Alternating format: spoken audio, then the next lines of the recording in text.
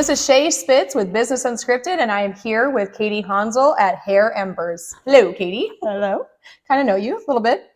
So, yeah, so I am, so obviously, how long have you been here, I guess? 2.5, a little over 2 years. Yeah, and I absolutely love what you've done to the place. It's very bright, welcoming, inviting, for sure, I would say. So it's like a jungle in the background, as you can see. She does a really good job with all of that. I can't. I have like gangrene thumbs. It's a whole, it's an inside joke, so it's fine.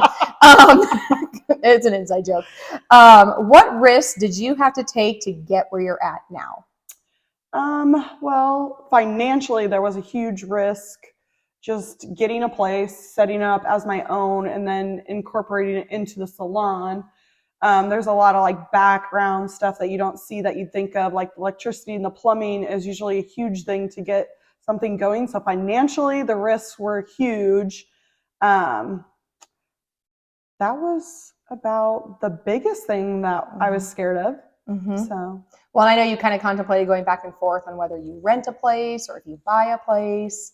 Because I know we looked at places for rent, and then like, do you stick all that money into it? Yeah. You're stuck there, and is that yours? So when you do rent a place, I mean, all the money that you stick just building it out to make it how you want it was the hardest thing. And then to have the space that you wanted, were you just going to have a small space, or did you want something very big? And I'm into repurposing a lot of things. So I loved the old building, the high ceilings. It was great. Yeah, I really didn't want to look at something to buy, but Shay really convinced me that I should look at it, and I loved it. So here I am. So where did you start before you got your own salon, and how long were you doing hair up until then? So I went to school in Fremont at La James, and then I jumped right into it as a booth renter at Cut and Style Shop. I worked there for 8 years as a renter. I rented my own space with a couple other ladies that really helped me get the ball rolling, show me how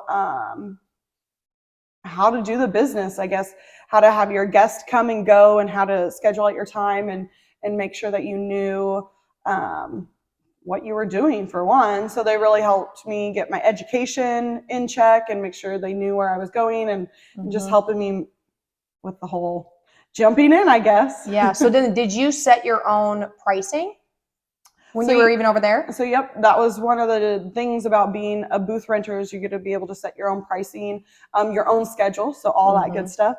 So if you were not at the salon, you were not making money. If you were not cutting hair, you were not making money. So that was hard to get into my head. But yeah, you got to set all your own pricing and make your schedule, and clean your station, and make sure you got all your colors and your shampoos and everything to actually perform a service on someone that wants it. So you have to do all the ordering yourself to make sure you have everything that somebody's going to want. Yep. Okay. How did you build your clientele then? So that was a struggle. I did it a little bit differently. Back then, when I first started, I just kind of waited in the salon until someone walked in, waiting for someone to call, and then just going out and started to talk to people. And then eventually I found some social media, and I got into a little bit of social media and put myself out there a little bit, and got an even bigger clientele. And now I'm pretty happy with what I got. Okay. All right. What risk will you have to take to get where you want to go? Well, I guess, where do you want to go? Where do you see yourself or your business going?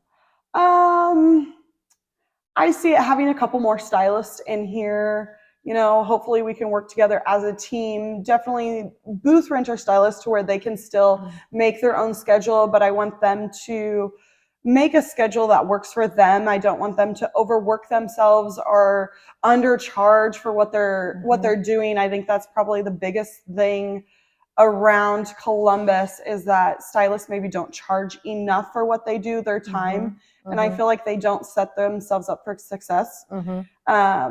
They just undercharge, and then they don't realize they get no paid vacation. If they have to have a surgery or anything, they don't have anything set up to go through that process. So I'd really like to get other stylists and help them start a business, not just a hobby. Yeah, I would agree. And that's what, even like with real estate, I don't get paid if I'm not working, and I don't get vacation pay, and I don't get sick leave, and I don't get all that if I'm not putting deals together, I'm not getting paid. Yeah. And that's the same with hairstylists and a lot of entrepreneurs, which is why I think so many people are fearful of becoming an entrepreneur. But in reality, you do have, I wouldn't say necessarily more time, but you have more flexibility. I mean, and eventually will lead to more time. Right. So if you're disciplined now, you'll have more success later on. Yeah. You know, life is either hard now and easy later, or easy now and hard later. Yeah. So it's kind of up to you on what you want in life. So what have you learned that you would have done differently? Probably from a financial standpoint, I would have set things up differently even at that. I would have had a little bit more extra for things that you just don't think about. You know, you got to buy like 16 different trash cans instead of just having one, and you got to have extra product in case, you know, because you can't go run into anyone else. Nobody else in the salon will have it. So you want to make sure that you have that in case like the air conditioner goes out or there's a leak and you need to change all the flooring or whatever. I would have set it up a little differently to make sure that I knew I was okay in that point. Yeah. And is there anything that you can do now to kind of help you set up for success in that? I mean, are you doing something different now to kind of set that money aside for emergencies? Yeah, so I have different account systems to where certain percentages go into certain different things, you know, for building repairs and all that good stuff. So yeah, it's all set up a little bit differently, and a little bit more percentage goes into certain things than others. Yeah. So yeah, just setting that all up and getting that. Have you ever read the book Profit First? I have the book. Oh, you did? I do. I struggle with the reading thing. It's not my thing. So for me to do the reading is I like having the book, but I also have the audiobook. Yeah. So I listen to it while I read it. So for me, I retain the information a lot more, and it helps me get through the book a lot more, because it's not really, a lot of business books are not super like exciting, but it is extremely beneficial. And so I think if you can force yourself, it's kind of like going back to a discipline thing, but if you can force yourself to do it, I have to read in the morning or during the day. I can't read at night because those books are not very exciting and it's going to put me to sleep. Where if you have other books that are a lot more engaging, I probably could have stayed up all night reading. These books, not so much. So I always have to do it in the morning or during the day when I'm more awake. I'm totally opposite. You'd rather read at night? I'd rather read at night. Really? All the time. And interesting on the But do you? Yeah, I will. Oh, okay. Yep. Okay. So after I get the kids to bed, if my husband's not home, I will read. Yeah. So he doesn't have to be home all the time. Yeah. Sometimes nice. But on Profit First, they actually came out with a Profit First just for hairstylists. Really? Salon owners, yep. Just specific to us, to show us, you know, how much money we put back into retail, how much money we put back into buying your color, how much money you put back into whatever it is, you know, social media and all that stuff. So I know that book is on my list. It's just, I bet they have different ones for different professions then too. If they have it, I would assume so. I would assume so. I never looked into it, but that's cool. That's awesome. What do you think is the number one reason for your success? I have an amazing family that helped me with so much. So having 4 kids and a husband that's gone, farming and doing all his things. My family helps out with my kids when I need to be gone for work, when I decide I'm going to take a 3-day, class in Omaha, they decide, oh, okay, they can help me out. They come into the salon, they open the salon when it needs to be opened. If someone wants to just run in here and get some product on a Saturday night, it usually happens because somebody's around. So my family helps me so much that they are probably the number one reason for everything I got going on. I'm going to backtrack you a little bit because you're the number one reason. I don't want you to disregard yourself. You can't disregard yourself because in all reality, without you and your ambition or drive and willingness or determination to go out on your own, you wouldn't be where you're at today. So I'm going to take a step back and tell you that you're definitely the number one reason. And then I would definitely say your family would be a very close second. So there you go. Just a little way. You gotta give yourself credit too. I think that's one thing that moms and then entrepreneurs in general forget to recognize what we do. That's very true. So very good just point. make sure you pat yourself on the back every now and then. Okay. Okay. Now that you've been in business for a while, what advice would you give someone who wants to start their own business? Definitely do the research on how they want to run their own business. Especially, the salon industry. There's so many different ways you can build a salon. There's so many different branding or themes, as if you want to call it. Like mine, I love my plants. I love the bright airiness. That's not always something that everyone's going to be attracted to. So just know that not everybody is there for you. Everybody's going to like something specific, whether, just go for what it is you feel like makes you whole.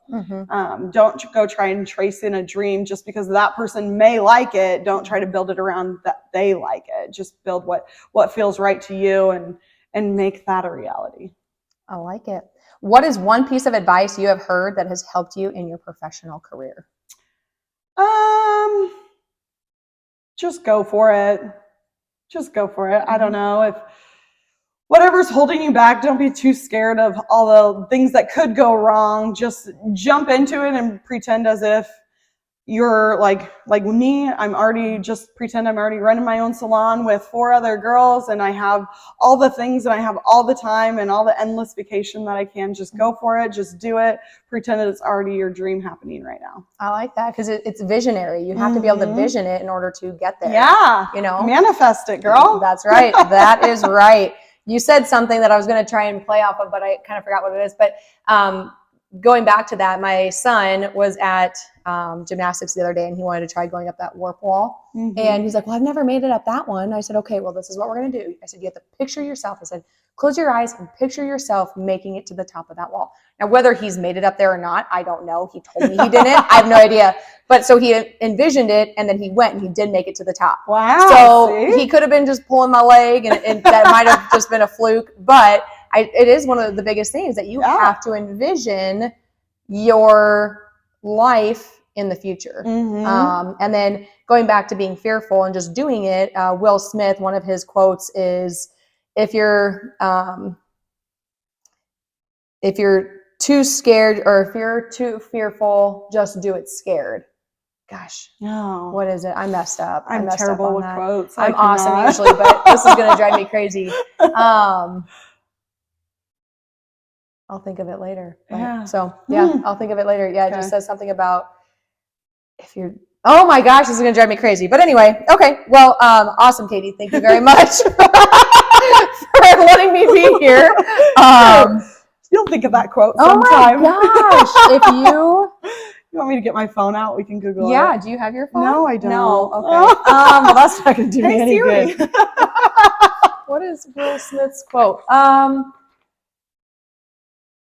know it says just do it scared. Just do it scared.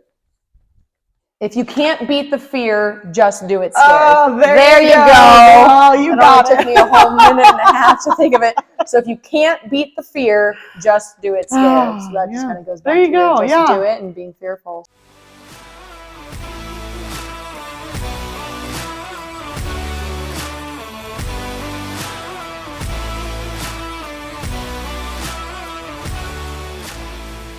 Hanzel, you are the next one. I'm just kidding. Wow, that was intense. Okay, so I'm basically just going to start it as you sound very loud. Do you have to be that loud? No, you don't. Oh, okay. Okay. Actually, I'm really impressed with these things. I'm like, this is like the best $30. Okay, so if it's a bad answer, just repeat it. And we're going to just smooth sail through it. Oh, okay. We're good. Okay. Okay. Do I look at you or do I look at you? You can do whatever you want. What do I do with my face? Sorry.